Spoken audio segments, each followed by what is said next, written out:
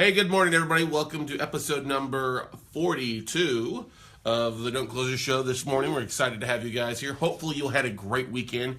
It is Monday, January 24th. Going to be a short week here in the office because I have to head out to the third annual New Jersey Distressed Mortgage Expo. Excited to be there this Saturday and Sunday, speaking there and being on a couple panels. Really looking forward just to getting out and networking with a lot of the vendors, fellow note investors, and then some of the actual speakers. Catching up with them, cracking up, and having a good time, because it will be a good time, I will tell you that. So I head out there Thursday night. I'll be doing a show from there Friday morning. Just kind of working there from the hotel in Newark. If you're not going to, you can still get tickets to go to it. And we'll even give you a 25% off coupon if you type in the code WCN25. So we'll post a link on there in a little bit. Or is Greg, are you doing that right now? Trying to find it? Trying to find the link for you guys out there. But many of you are probably like almost sad. Probably almost depressed. What are you going to do on the weekends with football not being around anymore in 2 weeks? Yeah, so, wah.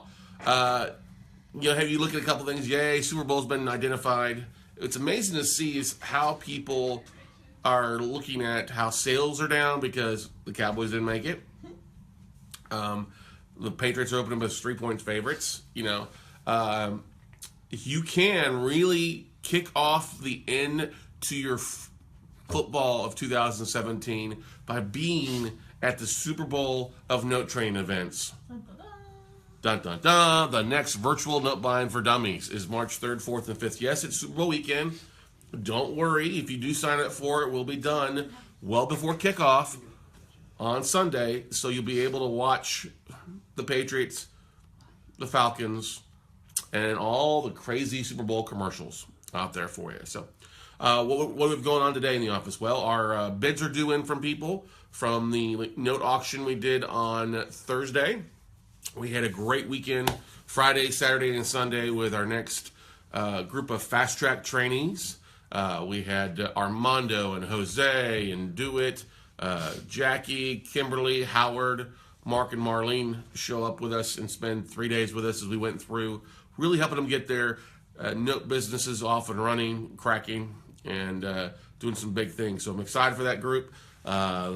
We are really blessed to have good people come through our fast track trainings, and just really overjoyed at the amount of knowledge that they had going. I have to give a big shout out to Chase Thompson for coming up and spending Friday and most of Saturday with us as well, and helping them with their marketing and really kind of help them paint a picture of what their message looks like. So, but today topic is, we call it note blunders, and it's really more so of the last couple weeks, I have seen people make some note blunders that are kind of common sometimes.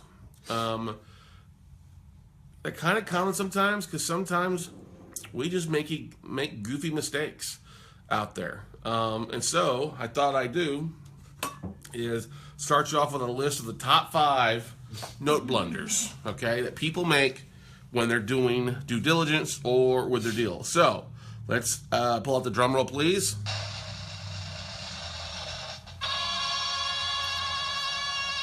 The number 5 note blunder out there for note investors is people doing due diligence on the mailing address of the asset instead of the physical address. This happens sometimes when you have spreadsheets that have not only the physical address of the asset, but also a mailing address. So people forget to hide that mailing address. So they're not doing due diligence. And it's very funny when people come in and make bids based on the value of the borrower's property that is not the note. That's kind of embarrassing. Luckily for us, a lot of times we'll get bids in from people, and I'm like, that address doesn't make any sense. Where are you finding that address? Well, it's on the tape. And then I do a big search for the full tape. I'm like, oh, that's the mailing address. You may want to adjust your bid.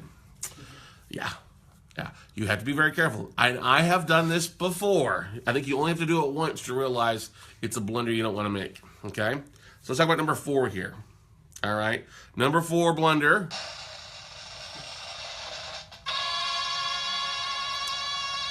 is you never call to check taxes. Big blunder. I'm never calling the county to check taxes. Now, yes, I know a lot of people will just look at the spreadsheet and take what the hedge fund has as word, which is not a good thing to do.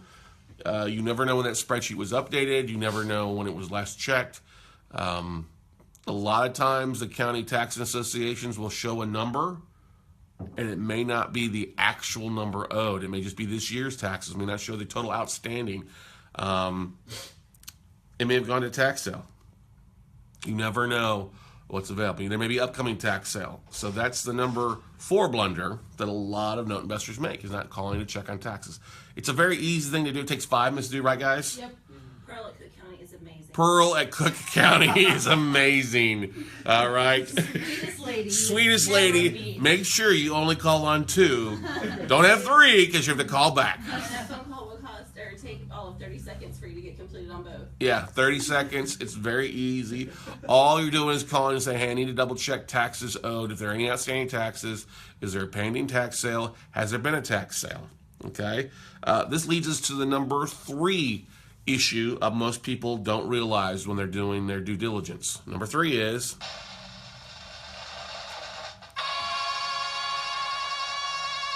never asking or checking to make sure that the name on the taxing issue or the tax at the county is the same name that's on the spreadsheet.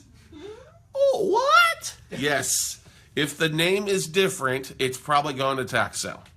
If it's a different borrower or shows an entity, you've been seeing that because we've been bringing in a lot of taxes the last week. You'll be so glad to be done with checking taxes for a while, right, everybody?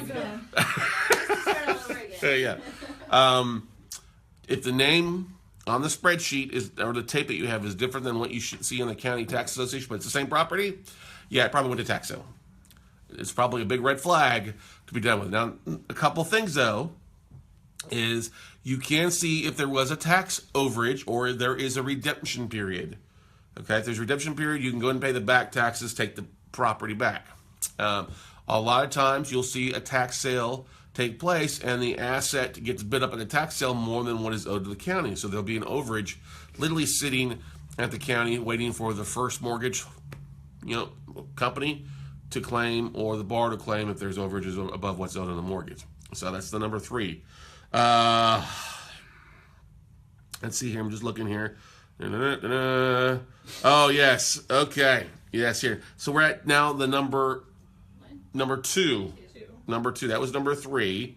All right. So we're at number 2. Biggest blunder. People never calling their vendors to set up an account. This is what drives me bonkers. People all telling the hedge funds and the previous servicer, I'm going to use FCI, I'm going to use SN or Madison Management, and then never calling the company to set up servicing with them. So the new servicer is getting emails or getting files and they're like, who the heck is this? We don't have a client that has these accounts. We have nobody. So what do? They reject the servicing transfer and ship the collateral back. They cancel it. And if you never call, your file is sitting out there in limbo. And what's frustrating is we have a couple students that are doing that. A year later, they're barely calling to get their servicing transfer set up. After a dozen phone calls, emails, like texts, you need to call this to send it up. Well, they don't have anything on file now. Yeah, because you never called to set it up. So they ship the files back. Or can you set it up for me? Yeah, or, can you set it up for you? Yeah, no offense. Yeah, we don't work for you. Sorry. You have to be an adult. Pick up the phone, set it up. You're in business. Okay? That's the biggest thing. All right. That takes us to the number 1 issue that people face as a note blunder.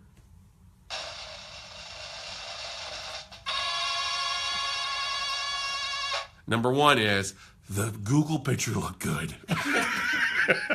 Always check the year. Always check the year, but always have a Realtor Drive By. Now, one thing about having a Realtor Drive By, and this deserves a double,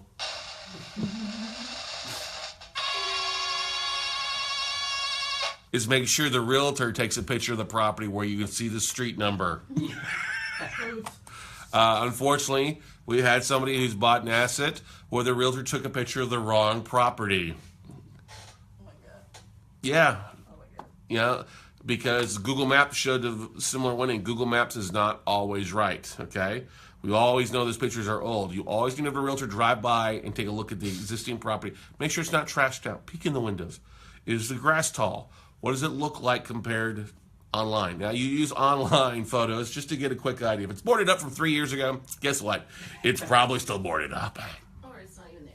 Or it's on Or it's demolished. The city has trashed it, or it's caught on fire. You'll be surprised how many of these blunders pop up on a regular basis with people.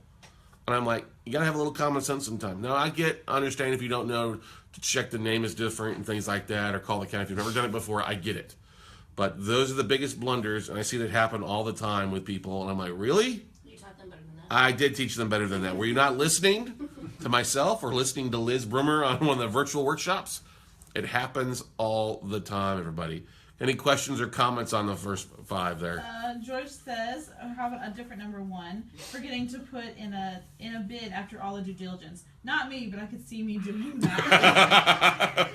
Asking for a friend. Asking for a friend. Asking for a friend. That happens a lot. Sometimes we get busy with things and we don't put bids in because we get busy or we are a little nervous and scared. And I'm actually glad George brought that up because that happens a lot of times. A lot of people have anxiety about raising private. Oh, that's not broken windows. Sorry, private capital. Let's try that here, huh? Okay. They're like, well, I'm going to wait till I get my investors set up before I make offers, and that's really the wrong way to look at things. A lot of the times, you have to realize that if you make an offer, you're going to get a bid back, and that's a much more solid offer, a solid number to raise capital with than waiting until you have your investors ready to go. That's the cart before the horse, the egg before the chicken, or the chicken before the egg philosophy. Okay? And I'm a big proponent that good deals find money. Don't get me wrong, it's great to break down numbers. It's great to break down deals in a due diligence. We literally, one of the great things we did at the Fast Track on Sunday is we literally broke down deals on a dry erase board. Here's some numbers. Here's some scenarios. Let's go through what you would bid on the property. Let's go through expected foreclosure time frame, overage fees, or miscellaneous fees, and what's it look like different if it's going to be a reinstatement, or is it a potential modification, or do you have a bar at 12% versus 50%? And that's one thing too I see that happen a lot of time blunders wise is people get so focused on one particular funding strategy where they would rather pay 12% to an investor versus give up half the deal. And they mind screw themselves out of it because the numbers don't make sense at 12%. Or if it's a reinstatement on just the front end, like, oh, if I start making the payments, it's going to be about a 14% yield to reinstate. That's not exciting. Well, no, but look at some of the philosophy things. Look at some of the deals. Is it likelihood? Have they tried a loan mod before? What's the loan mod payment versus market rent? You've got some flexibility there. If they're failed on a loan mod, it's probably not going to succeed on a loan mod. It's going to turn into an REO or cash for keys. There's other strategies. So I see people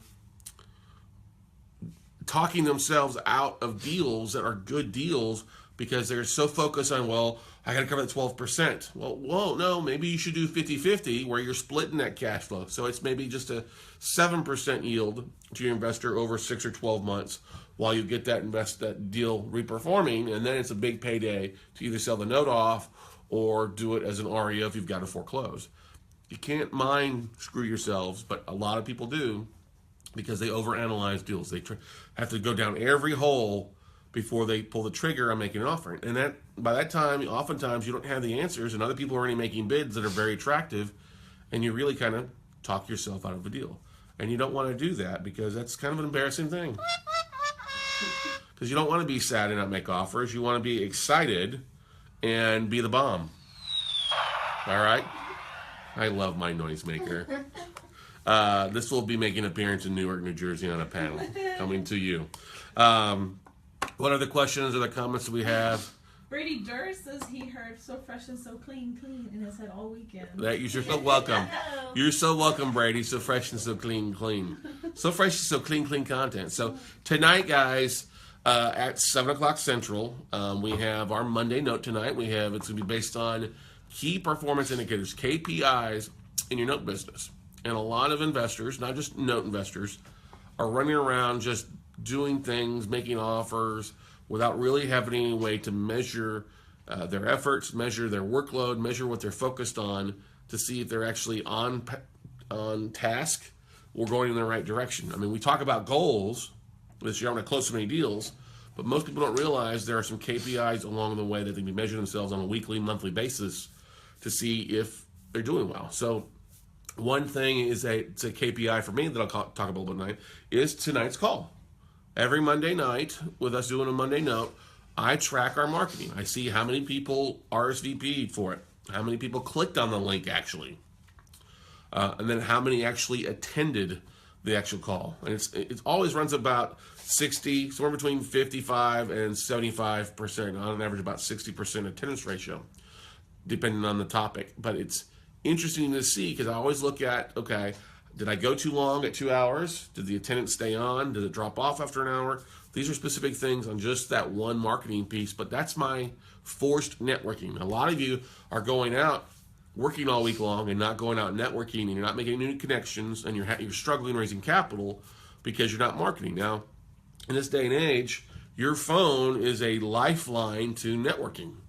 You can go to meetup groups. You can jump online. You can network with people on video. You can share your message, the deals that you're focused on. You can do advertising. You can find different groups. There's a whole variety of ways to turn your phone into your true money-making thing. But if you don't know how many connections you're making on a weekly basis, that's a big problem. Now, with realtors, mortgage brokers, great real estate coaches, great mortgage coaches talk about the fact that you need to go out and meet new people per day to add to your database. It's the same thing in real estate investing. You got to add new people to your database. You got to go out and network. So if you're not keeping track of that, another thing is how many offers you're making.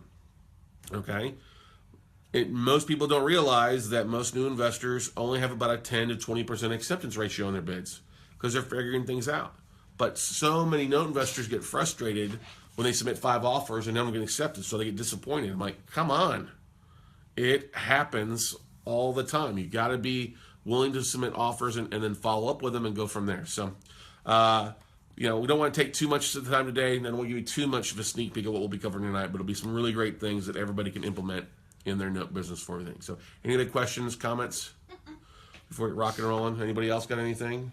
Remind them to subscribe. Oh, yes, subscribe. Oh, yes. So, if you guys missed it, one thing that we did last week we've got going on too is, besides subscribing to the Monday note and getting signed up for that, is we've got a great way that we're going to be using delivering deals out to your cell phone.